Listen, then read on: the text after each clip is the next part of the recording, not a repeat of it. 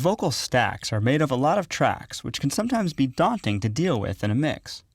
Let's work through some mix techniques for backing vocal harmony stacks in Studio One, and I'll show you how to pan, control, and mix a large amount of layered vocal tracks into a song. So here we have our harmony vocal stacks. We have 4 tracks of each harmony, so it creates a large stack of 12 total tracks. Now, the first thing you want to really make sure of when you have stacks like this is that the files are edited very clean. So unlike the lead vocal where we left some natural breaths, we don't want any breaths or noises other than the vocals themselves. So all edits should be right up to the waveform. Another reason for editing so closely is that for each of these takes, in this case we have 12 total, headphones were being worn. So when you have 12 times even quiet headphone bleed into the microphone, that will show up in the mix, and you don't want all that extra noise. So the solution is to edit them really closely. And luckily, the start and end points are all the same. So I can just shift select all of these regions here, all 12 of them, and I'll zoom in a little bit, and I can actually just trim in. I'm going to actually change my snap value to frames to get really tight editing. I'm just going to pull this right up to the waveform, and I want to zoom in a little bit more to make sure I'm not cutting anything off, and pull it as close as possible to the waveform. And then what I'll do is bring out a crossfade into all the tracks so we don't get any popping. And I would do the same thing after. So I even might want to cut in between, but for now I'll just do the back end of the file, which is over here.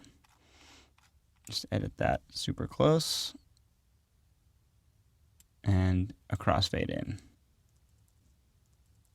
Now you notice I've done that work on the other 2 sections. And so when we listen to all 12 stacks together now, it's super clean. It just starts right in, and we don't want any breathing or mouth noise because, again, 12 times that just adds up and starts to create a whole bunch of extra noise. So it sounds like this right now. Then you might think the storm is right over my head. That's okay. I will dance in the rain. The storm may form the tears I shed.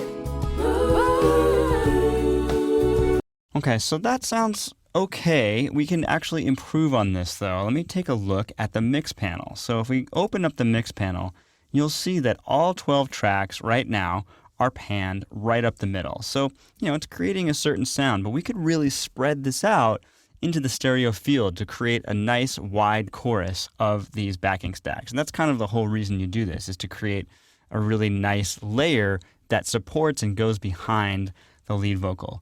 So in the vocal production techniques course, when we recorded Jade doing all these stacks, we purposefully recorded an even amount of stacks. And the reason for that is now we have a way that we can pan them left, right, and it'll be an even amount going to the left and right speakers.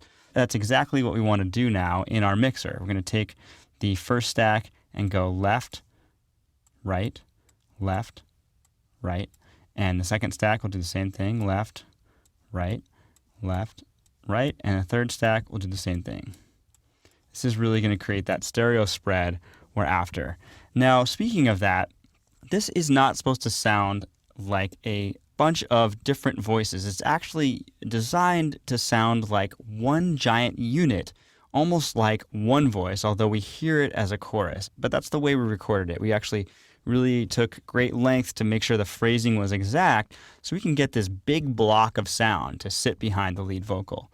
So for that reason, it's nice to take your vocal stacks and bus them to an auxiliary track that you can control them with, especially because we recorded all of these the same level. We can use a bus track to not only have a master volume to sit them all in the mix with one fader instead of 12. Again, it can be daunting to deal with 12 faders, but also that'll allow us to apply some effects, namely compression and EQ, to all 12 of these sounds to really glue them together to make it one wall of background vocals. So let's go ahead and select all of these tracks. I'm going to start with the first one and hold Shift and select all 12 of my backing vocal tracks. Now that I've done that, I can right-click on any of them and I can say Add Bus for selected channels. That's going to bus the output of all of these tracks to an auxiliary track that Presonus Studio One will make for us. So I'll click this selection, and if you notice, all of those tracks that were selected are now using bus 1. Remember, a bus is just an internal pathway from one place to the other inside the mixer. So all of these bus 1s are now going to this track that was just created called bus 1. I want to just make it descriptive so I know what it is. So I'm going to double click and call this BG Vox for background vocals, and I'm going to call it sub as a sub mix. So now this blue fader, that's how we can tell it's different than the other faders. That's our master control of all of these tracks that are routing through that bus. And notice it changed the name of the bus from bus 1 to BG Vox sub, so we know they're all going to that spot. So now when I hit play, I can use this to control the overall level of everything that is in the background vocal stacks. That's okay. Now, this will be a lot easier to find a spot in the mix just by moving one fader instead of 12. But the other advantage to sending them out this bus is that now I can use inserts, I can use compression and EQ and affect all 12 at the same time. So I'm going to go ahead and look in the browser panel here, and I'm going to find first a compressor and then I'll do an EQ. So under effects, go ahead and take out the stock compressor and drag that to this track.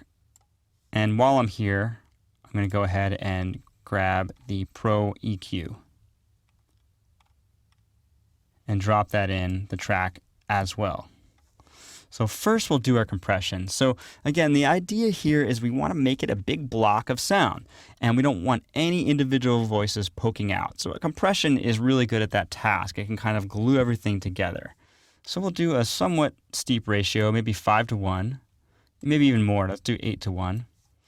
And we'll set our threshold just at the top edge of the loudest parts of the signal. It's all pretty much the same signal. So we're just going to try to kind of carve out the first couple dBs past the threshold. So let's take a listen. That's okay.